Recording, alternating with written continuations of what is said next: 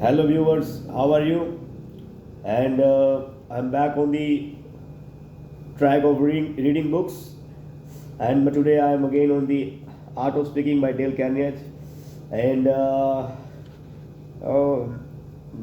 I would be starting on the chapter 2, directly skipping the first chapter for the sake. And the second chapter is Sin of the Monotony. Our English has changed with years so that many words now connote more than they did originally. This is true of the word monotonous. From having but one tone, it has come to mean more broadly lack of variation. The monotonous speaker not only drones along in the same volume and pitch of tone but uses always the same emphasis, the same speed, the same thoughts, or dispenses with thought altogether. Emerson says the virtue of art lies in the detachment, in sequestering one object from the embarrassing variety. That is just what the monotonous speaker fails to do. He does not detach one thought or phrase from another. They are all expressed in the same manner. I would simply say, like in a music, if there is a same beat, we only do it for the meditation. But if we want to enjoy the music, we would have some beats, some fast pitch, some slow scales, some big scales. It's like a rhythm. So scene of monotony. It's like a same beat is happening every same rhythm. The same rhythm. This is describing that. To tell you that your speech is monotonous may mean very little to you. So let us look at the nature and the curse of monotony in other spheres of life. Then we shall appreciate more fully how it will blight an otherwise good speech. If the Victrola in the adjoining apartment plays just three songs over and over again, it is pretty safe to assume that your neighbor has no other records. If a speaker has uses only few of his powers, it points very plainly to the fact that the rest of his powers are not developed. Monotony reveals our limitations. In its effect on its victim, monotony is actually deadly. It will drive the bloom from the cheek and luster from the eyes as quickly as sin, and often lead to viciousness. So, this thing that shortens life and is used as the most cruel of punishments in our prisons is a thing that will destroy all the life and force of her speech. Avoid it as you would shun a deadly dull board. Monotony is poverty, whether in speech or in life. Strive to increase the variety of your speech as the businessman labors to augment his wealth. Bird songs, forest glens, and mountains are not monotonous. It is the long rows of brownstone fronts and the miles of paved streets that are so terribly safe. Nature, in her wealth, gives us endless variety. Man with his limitation is often monotonous. Get back to the nature in your methods of speech making. It simply means just keep on updating whatever the things you are doing. Add something. Don't keep it at the same level. It won't be encouraging to you. The power of variety lies in its pleasure giving quality.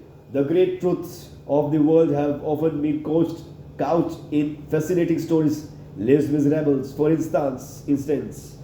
If you wish to teach or influence men, you must please them, first or last. Strike the same note on the piano over and over again. This will give you some idea of the displeasing, jarring effect monotony has on the ear. Yes, it is truth. The dictionary defines monotonous as being synonymous with wearisome. That is putting it mildly.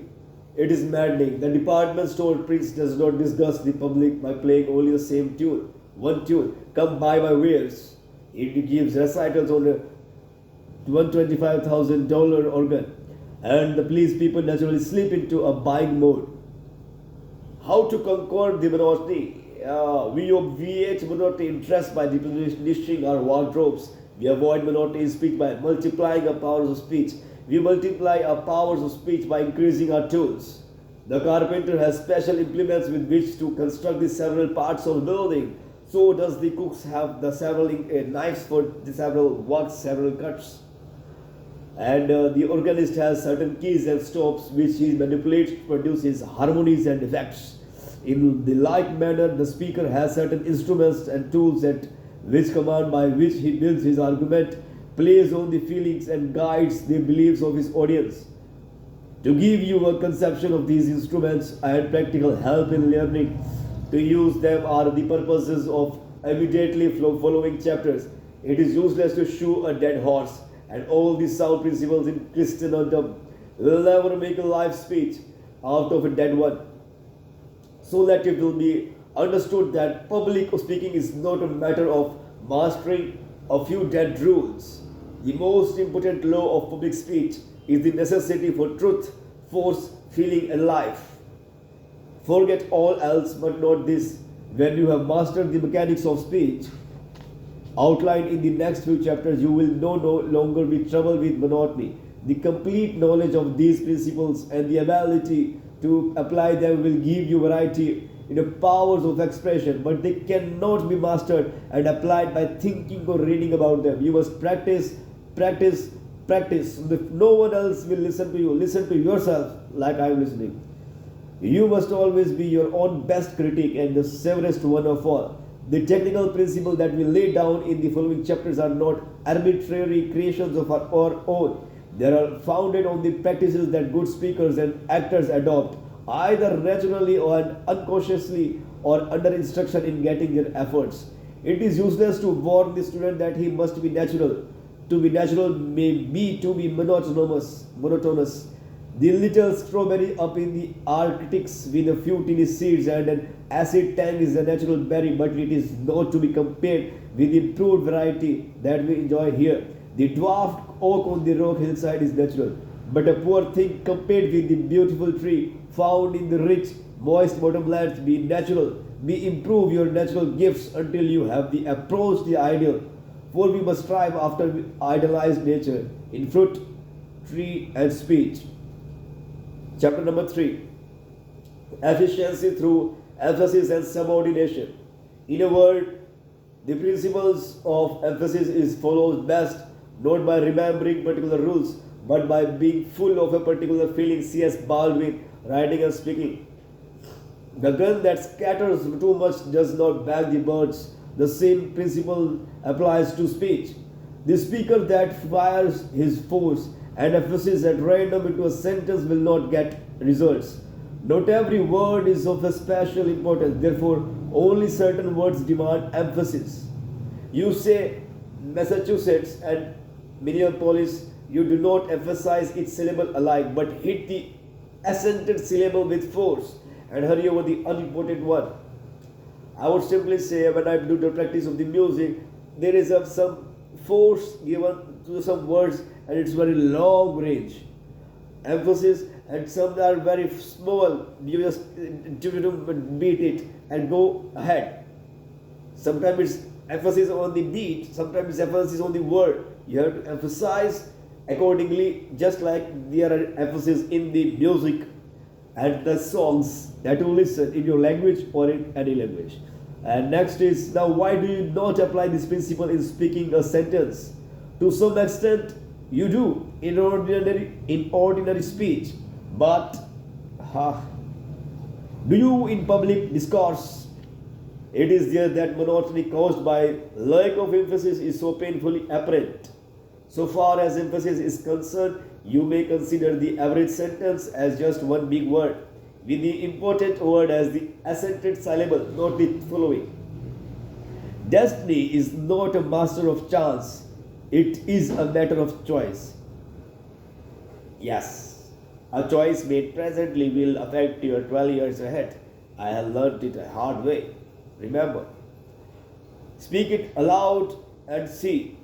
Of course, you will want to emphasize destiny, for it is the principal idea in your declaration, and you will put some emphasis or not, else your hearers may think you are affirming that destiny is a matter of choice.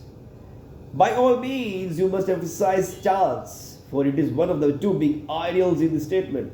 I read it simply. I did not remember. I did not know what to do, but I just did it. It shows my practicing stage. Okay, Another reason why chances takes emphasis is that it is contrasted with the choice in the next sentence. Obviously, the author has contrasted these ideas purposely so that they might be more emphatic. And here we see that contrast is one of the very finest devices to gain emphasis. As a public speaker, you can assist this emphasis of contrast with your voice. If you say, "My horse is not black," what color immediately comes into mind? White. Naturally, for the opposite of black, if you wish to bring out the thought that destiny is a matter of choice, you can do so more effectively by first saying destiny is not a matter of chance. Yes. If you want the person to focus on one word, you have to give it the second word so that when the person bypasses the first word, then he focuses on the second word. That's what I learned while writing for 12 years, I think.